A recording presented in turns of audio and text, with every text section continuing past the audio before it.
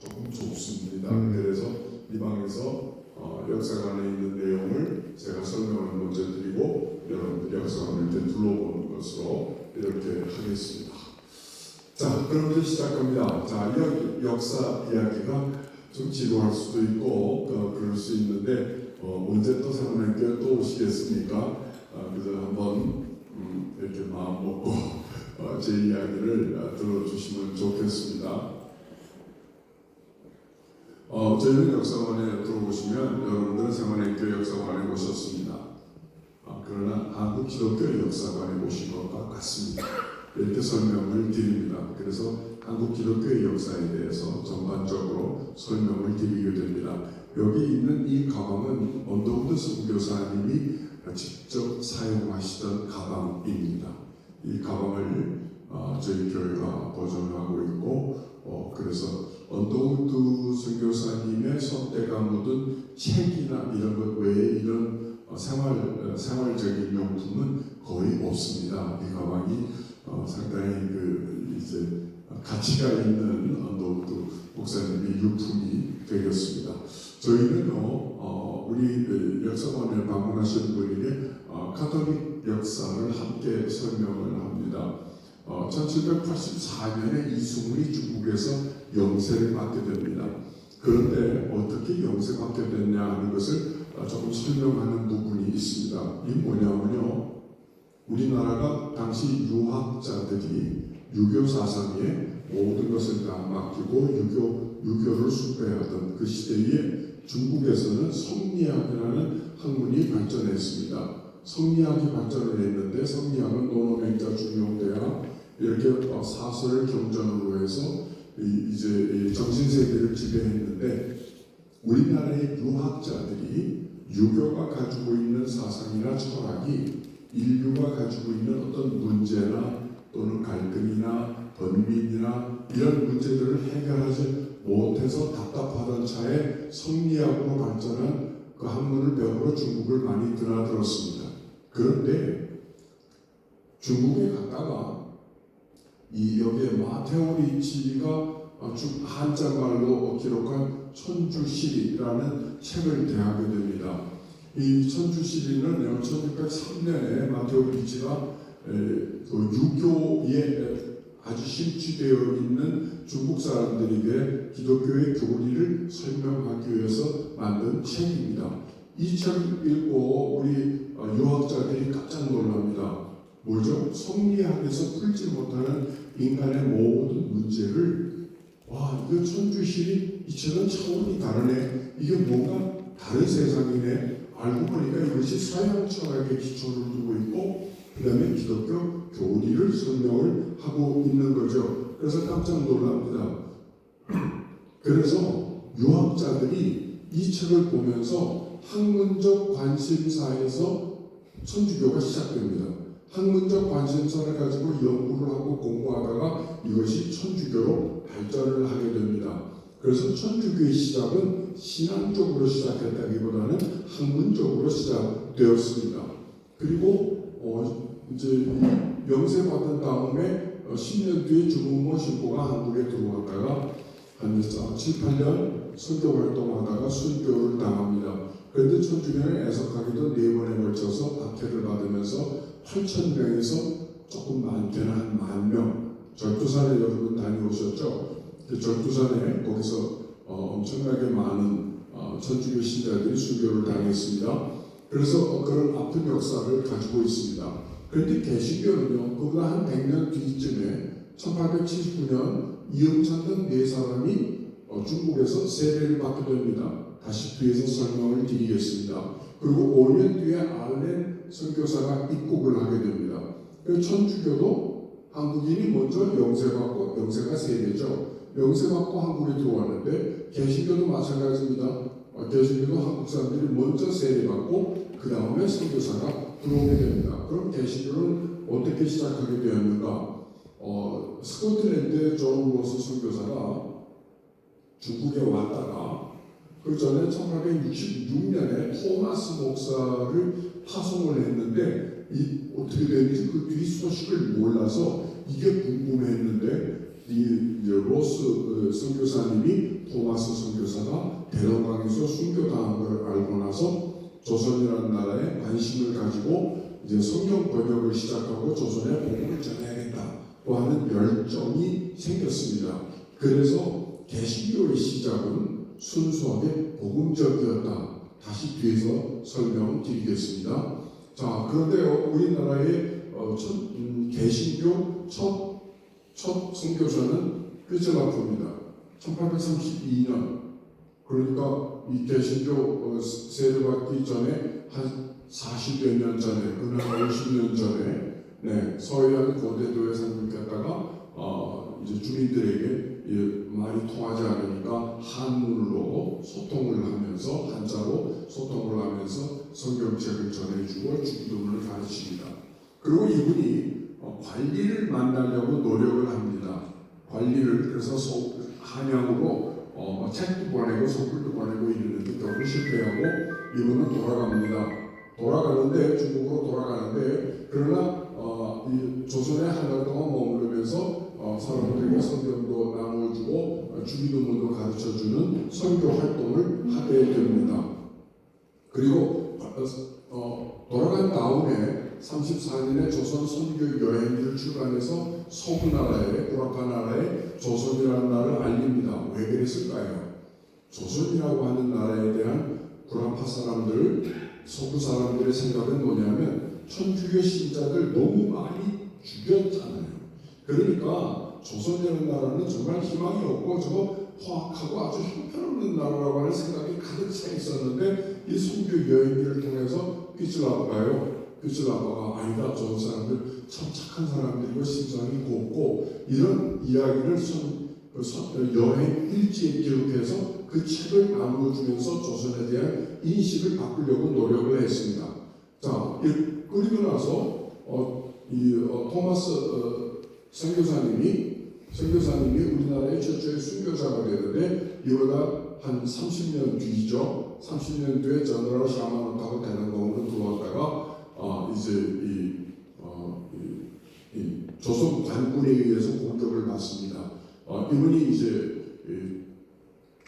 대동강에 뛰어내리니까 조선 관군들이 다 칼로 쳐서 죽였어요. 그때 성경책을 전했다고 하는 설이 있습니다. 어쨌든 최초의 개신교 선교사는 토마스 선교사님, 토마스 목사였다. 이분도 스코틀랜드 분이었다. 스코틀랜드가 아니고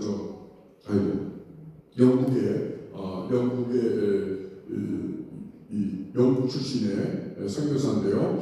그래서 우리 개신교에서는 최초의 선교사가 휘슬라프고 순교자가 토마스다. 이런 역사를 저희들이 소개합니다. 자, 중국에 도착했던 아까 그 로스 선교사님, 이분입니다. 로스 선교사님이 이제 72년에 도착했는데, 이 지도에 보면요, 요 판은, 네, 우리 역사관에 가시면은 요 판이 다 있습니다. 이런 사진들을 이렇게 이제 보여드리면서 제가 말씀을 드리는 겁니다. 그래서 1년 뒤에 토마스 선교사님이 순교한 소식을 듣고 한국에 관심을 가지게 됩니다. 그리고는 76년에 조선 사람을 만나서 한글을 배웁니다. 왜 그랬을까요? 한글을 배워야 성경을 번역하죠. 그래서 조선 사람들을 만납니다.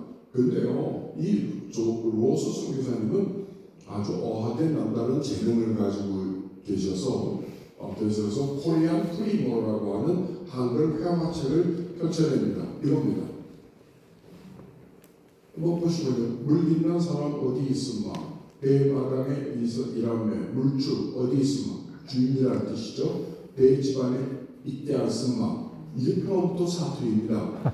이영천이 평안북도 사람, 의주 사람이었거든요. 네. 그래서 평안북도 사투리를 배우는데 로스는 이게 사투리인지 뭔지 모르죠. 배우는 대로 그냥 이렇게 했어요. 그러면요, 여기다가요, 보면요, 물 있는, 요거 다른 교대로 알파벳으로 썼어요. 그리고 영어로 썼어요. Water carrying man, 물을 옮기는 사람이죠. Where is, 물 있는 사람 어디 있음마? 이거를 이렇게 영어로 표시했습니다. 이래서 회화책을 펴냅니다. 이 책은요, 서울에 전달되면서 한국에 왔던 선교사님들이 한글을 공부하는데 많이 도움을 받습니다. 그런데 이게 뭐 어디 만드냐고요? 다음부터 사투리예요. 그래서 우리나라에 왔던 선교사님들은 서울까지 말고 배우기 전에 사투리부터 배웠습니다. 네, 어쨌든 이것이 이제 평양에서 잘 통하는 사투리죠. 이제 그런데 여기에요. 놀라운 것은 띄어쓰기를 했습니다. 띄어쓰기. 여러분 한글은 뒤에서 말씀드립니다. 한글은 띄어쓰기가 없는 글자입니다. 그런데요. 로스가 보니까 띄어쓰기가 없으니까 어디서 말이 끊어지는지 알 수가 없잖아요. 그래서 우리나라 최초로 한글로 된 문장 중에 책 중에 띄어쓰기가 된 것은 로스의 이 책이 코리안 프리머라고 하는 이 책이 최초의 책입니다. 이것이요 그 후에 1895년에 독립신문이 만들어지면서 헐버트하고 유치오 이런 분들이 만들면서 거기서 공식적으로 띄어쓰기를 시작을 합니다. 그러나 그 이전에 로스가 먼저 했다. 이렇게 볼 수가 있는 거죠. 자, 그래서 77년에 한글 성경 번역을 시작을 합니다. 이제 한글을 배우기 시작하니까. 그런데요, 놀라운 것은 79년에 2년 뒤에 이영찬, 백금준, 이성만, 김진기 앞에서 잠깐 말씀드렸어요. 세례를 받습니다. 근데 이 사람들이요, 아니 지금 보십시오. 성경 번역 시작한 게 언제입니까? 2년밖에 안 되지 않았어요. 그런데 신앙 고백을 하고 세례를 받을 만큼 믿음이 성장했어요. 그럼 이분들은 도대체 어떻게 이렇게 기독교를 빨리 받아들일 수 있었을까? 중국어 한자, 하나님께 참 우리가 감사해야 되는데 중국에서 한자말로 된 한문 성경을 조선 번역자들이 다 읽었습니다. 그러니까 한문에 아주 뛰어난 실력들이 있었어요. 이분들이. 그러니까 한문 성경을 읽으면서 그 뜻을 충분히 이해했던 겁니다. 그러니까 이것을 한문 성경을 읽다가 복음을 받아들이게 되고 예수를 믿게 됩니다. 그런데 여기 그 후에 김종성, 서상일, 이익세, 최성균, 서경주 이들이 모두 세례받습니다. 모두 세례받고 성경 번역에 참여합니다. 여러분, 이 미전도 종족의 성경을 번역하는데 번역자들이 다 세례받았다? 전 세계에 이런 역사는 없습니다. 어떻게 했을까요?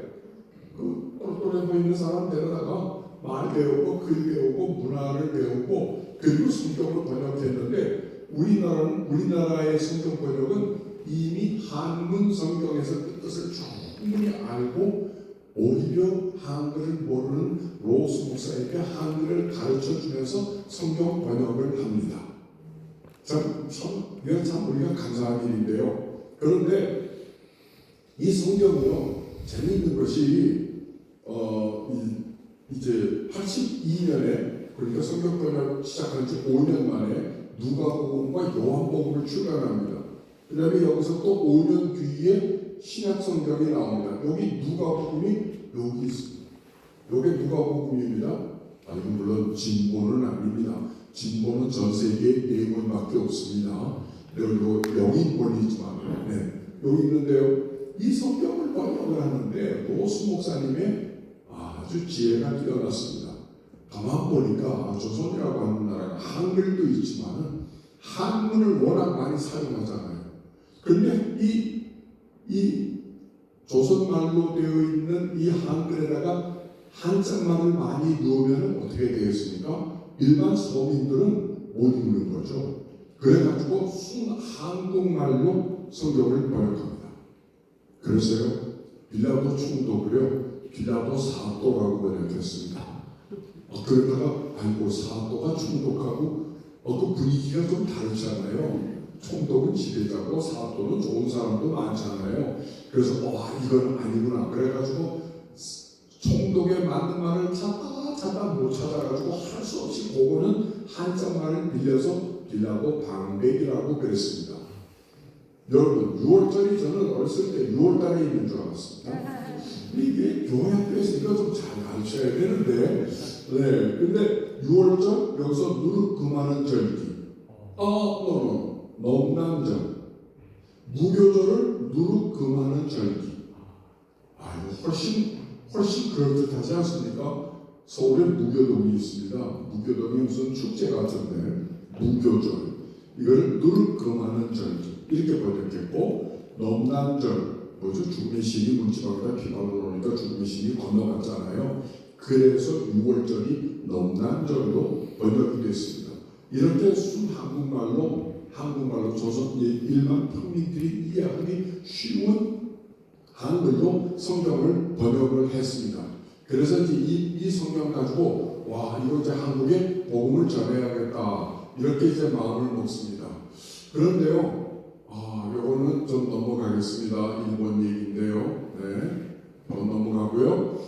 그래서요, 82년에 이 성경이 처음 출간된 이 해에 로스 목사님이 누가 한국의 성경 갖고 들어갈까? 서상균이 나섭니다. 서상균이 성경 가지고 들어갑니다. 그런데요, 당시에 성경 가지고 들어오는 것은 대원군의 세국 정치에 의해서 엄격하게 금지되어 있었습니다. 책을 못 갖고 들어옵니다. 책을 못 갖고 들어왔는데 서상균이 용기 있게 나섭니다. 그래서 500권의 성경책을 가지고 여기 심양을 떠나서 의주에 도착했습니다. 자, 검문소에 이제 통과하는데 이 이야기는 기록에 있는 것을 제가 그대로 설명을 드립니다. 검사관이 물어봅니다.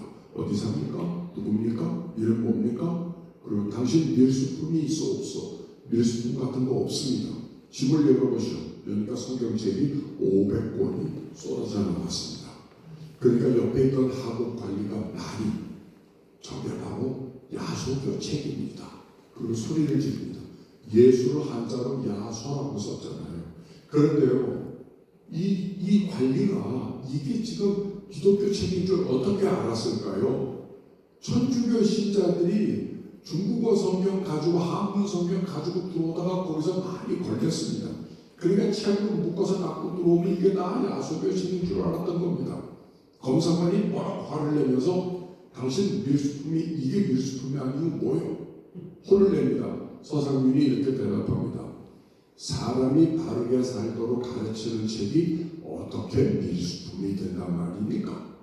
이거 지금 빡빡우기는 거죠. 법으로 못 가지고 들어오게 하는 걸 갖고 들어오는 게 밀수품 아닙니까? 책 내용이 무슨 상관입니까? 근데 서상균은 팍팍 우기는 겁니다. 이렇게 좋은 책이 무슨 밀수품입니까? 여러분, 성경은요 이렇게 팍팍 우길 줄 아는 기질이 있어야 됩니다. 그거 없으면요 나는 상식으로 이거 도저히 통과 못해, 검문소 통과 못해, 이건 방법이 없어 하고 주저앉으면 하나님이 하실 일이 없습니다. 하나님이 하실 일은 하나님의 전 몫이라고 설명을 하는데 서상균은 어떻게든지 이건 뚫고 들어가야 된다 하고 용기 있게 가지고 들어간 겁니다. 검사관이 당신 아무것도 모르는가 본데 이게 바로 밀수품이요. 이름과 주소를 정확하게 적어놓으시오. 그리고 책을 몽땅 압수합니다. 그리고 서상균을 풀어줍니다. 함께 동행했던 친구들이 아니 자네 성경책 가지고 들어가다가 어떻게 감옥에도 안 가시고 매도 안 맞고 잘못하면 죽을 수도 있는데 어떻게 풀려났나? 서상균이 지금 그게